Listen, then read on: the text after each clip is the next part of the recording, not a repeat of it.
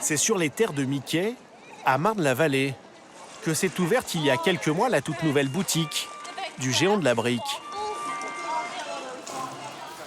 Un terrain de jeu de 600 mètres carrés pour les petits bâtisseurs dans l'âme. Voilà, impeccable. Ici, la star maison, c'est cette petite brique. L'air de rien, elle fait depuis 50 ans le succès de Lego, jeu de construction le plus populaire au monde.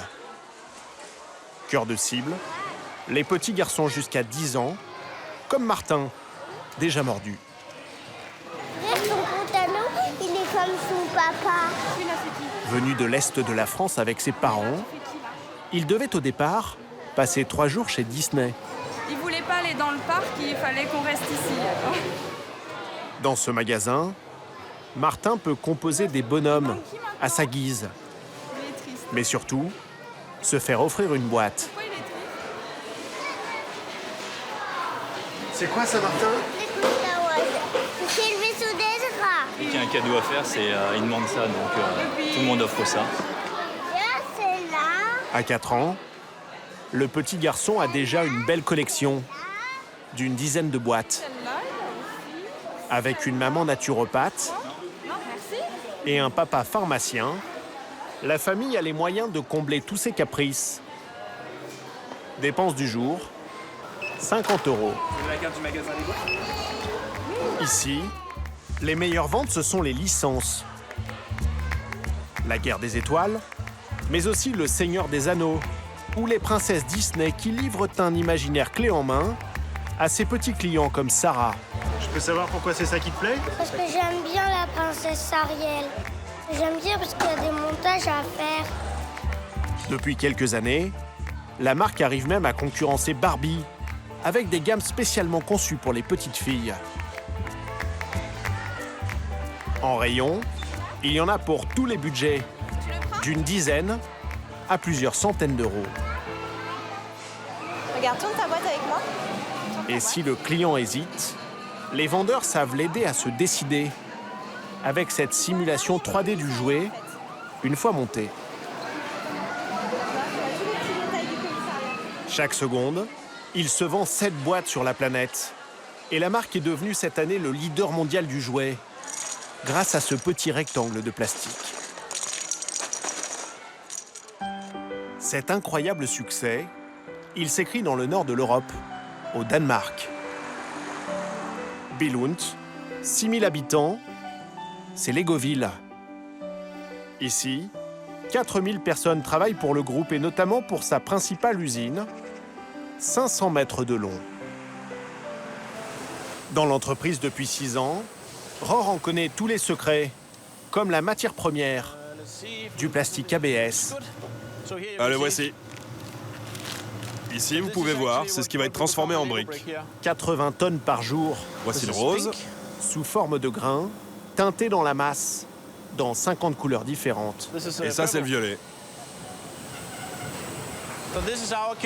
Nous voici dans la cuisine. C'est ici que nous faisons les briques. Vous voyez ces conduites là, au niveau du plafond? C'est par ici que les granules passent pour aller directement dans les machines. Production totalement automatisée. Plus de 700 machines transforment les granules, 7 jours sur 7, 24 heures sur 24. 20 milliards de briques sont produites ici chaque année. La matière première est aspirée ici et fondue à 260 degrés. Elle est ensuite injectée dans le moule. Vous pouvez compter le temps que ça prend, hein? 1, 2, 3, 4, 5, 6, 7. Ça y est, ça va s'ouvrir. Regardez.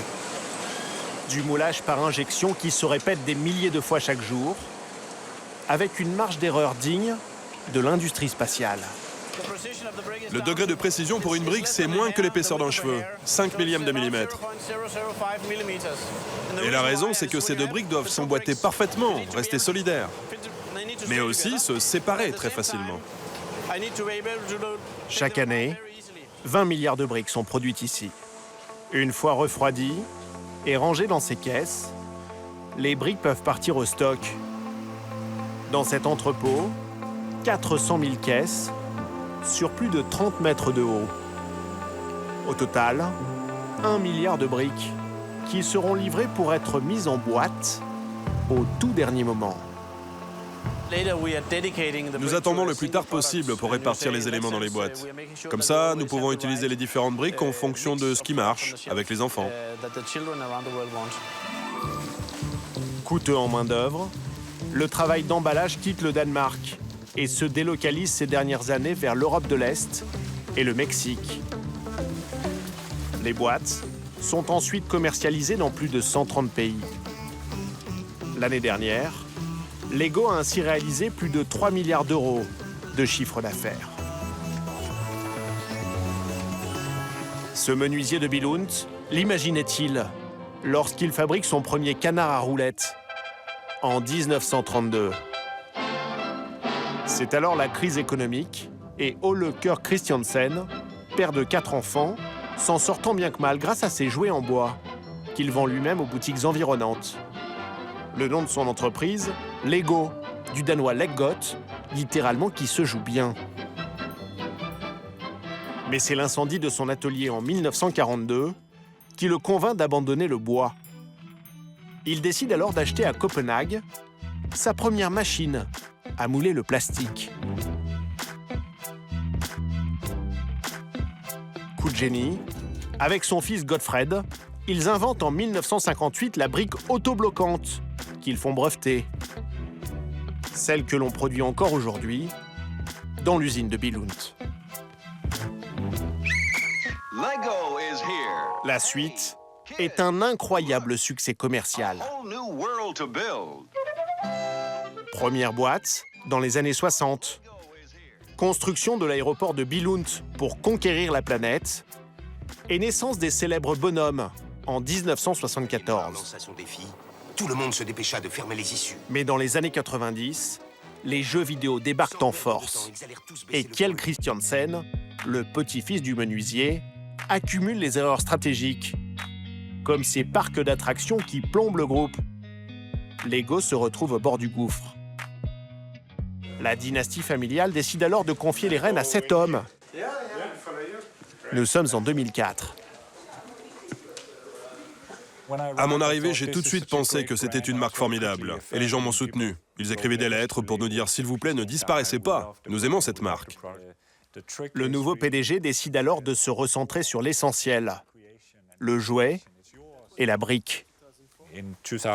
En 2004, voilà ce qu'on proposait comme boîte. Pas beaucoup de choses à construire, peu de détails. Ça ressemblait à peine à un camion de pompiers. La différence avec ce que nous faisons aujourd'hui est flagrante. Pour les enfants, il y a plus de construction, c'est plus grand, et il y a plus de détails pour stimuler leur créativité.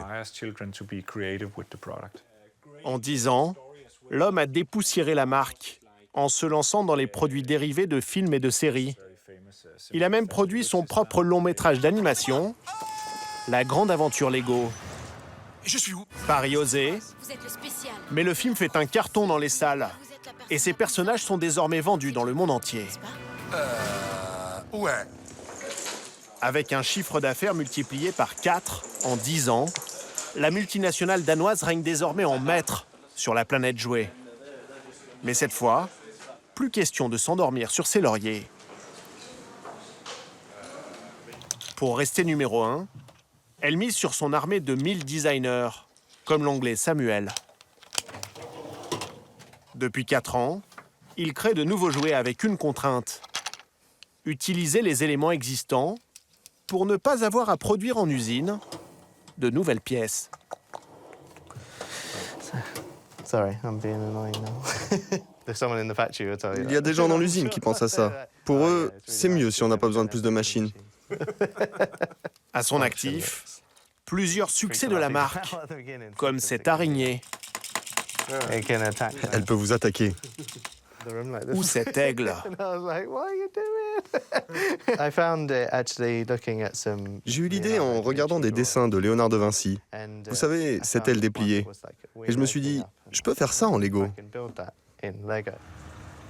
L'incroyable succès du groupe danois attire désormais des designers du monde entier. À Billund, une vingtaine de nationalités différentes, dont des Français. Ces deux-là ont débarqué ici il y a 3 ans.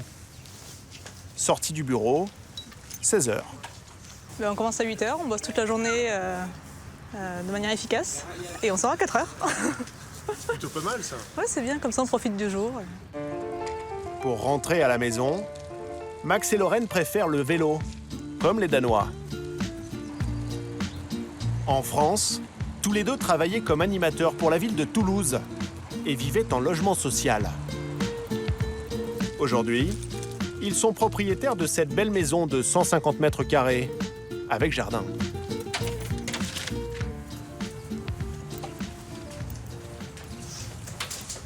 Là, on a la chambre d'invité, mais qui est encore pleine de cartons parce qu'on vient d'emménager. Et le salon avec la cheminée, le poêle, et notre baie détect pour survivre à l'hiver. Le premier à avoir été recruté, c'est Max. Passionné de jeux de société, il en avait même inventé un en France, vendu dans le commerce. C'est tout simple, c'est un petit jeu de dés où on lance jamais les dés. Sur un site spécialisé, il tombe alors sur une offre d'emploi du géant danois. J'ai postulé en me disant que de toute manière il ne me prendrait pas, mais qu'il fallait quand même essayer. Et j'ai eu plusieurs entretiens d'embauche, des tâches à faire à la maison, plus ou moins réussis ou ratés. Je ne sais pas trop, j'ai pas tout compris vu que c'était en anglais et que je parlais pas très bien l'anglais. Mais au final, ils m'ont pris. Et là, c'est la gamme sur laquelle je travaille actuellement. C'est Lego Minecraft en fait. En 3 ans, Donc, c'est basé Max sur a le fait jeu sa place Minecraft dans la et, prestigieuse confrérie des designers de briques. Sur la maison là par exemple. Suivi par Lorraine, qui elle aussi a réussi à se faire embaucher. Moi, j'empile pas les briques comme les modèles designers. Je suis graphiste et du coup, je vais faire toutes les décorations qui vont sur les minifigures et également les stickers, donc tous les logos pour les différentes compagnies. Et donc, je fais les décorations. J'ai fait le baudrier avec Totalement le maillot de autodidacte, sans demain. diplôme de Et ensuite, design, également la doudoune. les deux jeunes geeks se sont imposés au culot et au talent.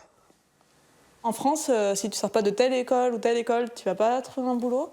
Là, effectivement, j'ai présenté mon portfolio avec mes illustrations. Ils ont dit « Ok, ça peut marcher ». On a essayé et ça a marché. Au Danemark, Max et Lorraine ont triplé leur salaire et ne semblent pas vraiment pressés de rentrer. La brique aura donc changé la vie de ces deux petits Français et ils ne sont pas les seuls. Au volant de son camping-car, Gwenaël, 38 ans, est ce qu'on appelle un affole, un adulte fan de Lego. Il roule ce matin vers le plus grand rassemblement du genre en France, à Bordeaux. Ici, plus de 20 000 visiteurs vont déferler durant le week-end pour admirer les créations hors normes d'une 50aine d'exposants. Dans sa remorque, près d'1 tonne de briques avec lesquelles il va construire son stand de 15 mètres carrés. Non, de l'autre côté, Star Wars, c'est de l'autre côté. Vaisseau Star Wars, maquette de ville, petit personnage. Il a l'après-midi pour tout mettre en scène. C'est pas possible. C'est quoi ça alors? Le Taj Mahal. Combien de temps pour le construire, celui-là, là? Oh, celui-ci, on a passé peut-être deux soirées avec mon épouse, on l'a monté ensemble. Après y avoir joué durant leur enfance, ces fêlés de la brique ont replongé à l'âge adulte. Et certains y consacrent tout leur temps et leur argent, comme Mathieu, aide-soignant. Lui recrée des films de science-fiction. Il y a une dépense mensuelle très importante dans les Lego. 500 € environ. Par mois. 20 h. Fin de montage pour Gwenaël. Ça y est, déjà? Ouais, on est presque au bout. Sur son stand, plus de 60 000 pièces. Toute sa vie. Moi, j'en ai tout le temps. J'en ai tout le temps avec moi dans les poches, dans les sacs. Au bureau, j'en ai partout. Ah, c'est une drogue. Hein. C'est une drogue. Ah oui, pour moi, oui. Ah oui, je suis addict complet. Ah, oui. 9h30 le lendemain matin, la salle est pleine à craquer. Tous les visiteurs ont payé 4 € par tête et ils n'ont pas l'air déçus.